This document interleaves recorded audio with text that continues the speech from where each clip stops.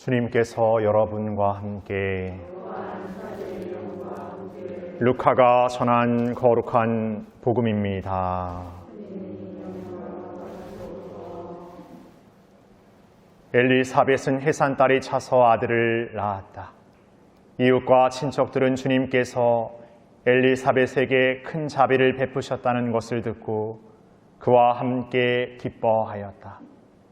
8일째 되는 날 그들은 아기의 할례식에 갔다가 아버지의 이름을 따서 아기를 즈카리아라고 부르려 하였다. 그러나 아기 어머니는 안 됩니다. 요한이라고 불러야 합니다 하고 말하였다. 그들은 당신의 친척 가운데에는 그런 이름을 가진 이가 없습니다 하며 그 아버지에게 아기의 이름을 무엇이라 하겠느냐고 손짓으로 물었다. 즈카리아는 글 쓰는 판을 달라고 하여 그의 이름은 요한이라고 썼다. 그러자 모두 놀라워하였다. 그때 즈카리아는 즉시 입이 열리고 혀가 풀려 말을 하기 시작하면서 하느님을 찬미하였다.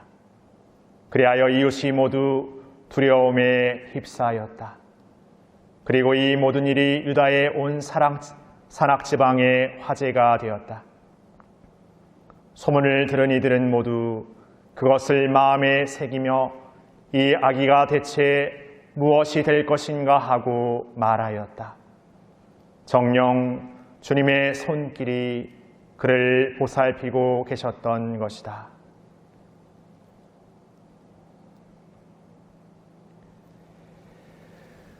주님의 말씀입니다.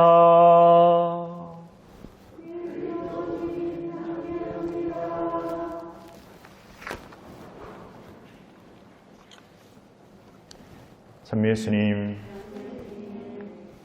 이제 하루, 내일이면 예수님의 강생 성탄 대축제를 우리가 기념하게 됩니다. 이렇게 큰 기쁨에 거의 다다른 임박의 시점에 우리는 그 앞선 예언자 세례자 요한의 탄생의 이야기, 그 부모의 이야기를 듣습니다. 오늘 엘리사벳과 아버지 즈카리아는 그 아기의 이름을 요한이라고 짓는다고 고백합니다. 사람들은 엘리사벳과 즈카리아가 서로 어떤 이야기를 나눈 것도 없이 이렇게 요한이란 이름으로 일치된 것을 두고, 그리고 그 집안에 그런 이름이 없음에도 불구하고 그 요한이라는 이름을 댄 것을 두고 놀라워합니다. 그러나 하나님의 섭리 안에서 바라볼 때 이 일치됨은 우리 모든 이 안에 하나님이 마련하시는 그 여정은 모든 일을 통해서 그 하나로 이루어져감을 우리에게 알려주고 있습니다. 이렇게 즈카리아는 입이 풀리고 하나님을 찬양하게 되며 우리에게 잘 알려진 즈카리아의 노래라는 찬양의 노래를 내일 아침 미사에서 복음으로 우리에게 들려주고 있습니다. 즈카리아의 노래는 이처럼 자신 안에 일어난, 그들 안에 일어난 아기의 탄생, 세례자 요한의 탄생의 사건에서 그 기쁨을 찬양하고 있습니다. 그리고 우리가 얼마 전 들었던 마리아의 마니피카 찬양의 노래는 하느님께서 당신 안에 하느님의 아드님 예수님의 탄생의 잉태를 이야기하면서 그에 대한 찬미로 마니피카스를 마리아는 노래하였습니다. 이 둘의 노래를 통해서 하느님께서 우리에게 베푸신 은총 안에서 그분께 드리는 응답과 찬미, 찬양의 노래를 우리는 듣게 됩니다.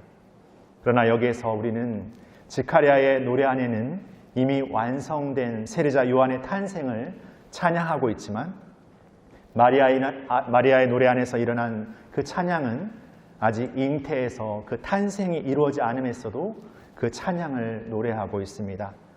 그것은 바로 당신 안에 이루시는 하나님의 섭리가 이미 희망으로 완성되었음을 우리에게 알려주고 있는 것이 아닌가 생각합니다. 우리는 우리에게 일어나는 성탄의 큰 기쁨의 사건을 우리에게 올 것인가 말 것인가 이루어질 것인가 안 이루어질 것인가를 생각하며 기다리고 있는 것이 아닙니다. 오히려 그 기쁨과 희망은 확신에 가득 차서 이미 우리 안에 약동하고 있고 우리 안에 크게 자리하고 있음을 증거하고 선포하는 사건입니다. 스톡데일이라는 사람이 있습니다. 베트남 전쟁에 참여했고 베트남 포로로 약 7년여의 수감 생활을 했던 인물입니다. 그는 그 오랜 수감 생활 안에서 끝까지 포기하지 않고 결국 자신의 고국으로 돌아가는 기쁨을 맞이하게 됩니다. 많은 사람들이 그 포로의 생활 안에서 병으로 여러 가지 어떤 일들로 죽어갔던 것과는 달리 이 스톡데일이라는 사람은 그 7년의 긴 여정을 지나서 고국으로 돌아가게 되는데 그가 그 긴 포로의 여정을 어떻게 이겨냈는지 사람들이 물었을 때 그는 이야기합니다.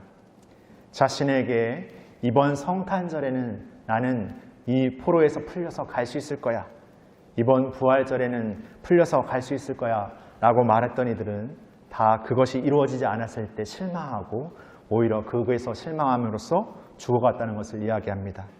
그러나 자신은 그러한 냉혹한 자신의 가혹한 현실을 인정하면서도 끊임없는 굳은 믿음으로 그 희망으로 냉혹한 현실을 견디어내고 이겨냈다라고 말합니다. 이렇게 그는 희망을 품었고 희망으로 자신에게 주어지는 어떠한 가혹한 순간들과 냉혹한 현실들을 받아들이면서도 거기에서 언제든 포기하지 않고 물러서지 않았습니다. 그러한 희망을 안고 사는 이야말로 자신에게 주어지는 기쁨을 진정으로 기다릴 수 있고 맞이할 수 있는 게 아닌가 싶습니다.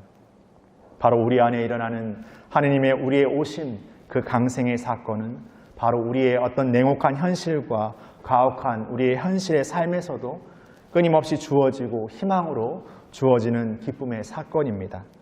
우리가 그 희망을 품을 때 우리의 현실이 마치 요술처럼 달라지고 뭔가 일어나는 무엇이 아닌다 하더라도 그 가혹한 현실 그대로의 삶 안에서도 남들이 알 수 없는, 세상이 알 수 없는 그 기쁨을 하느님만이 섭리하시는 그 은총을 우리는 발견하게 될 것입니다. 그 은총과 기쁨으로 우리에게 주어진 현실을 넘어서서 진정한 희망의 기쁨을 사는 우리 모두가 되기를 소망했으면 좋겠습니다.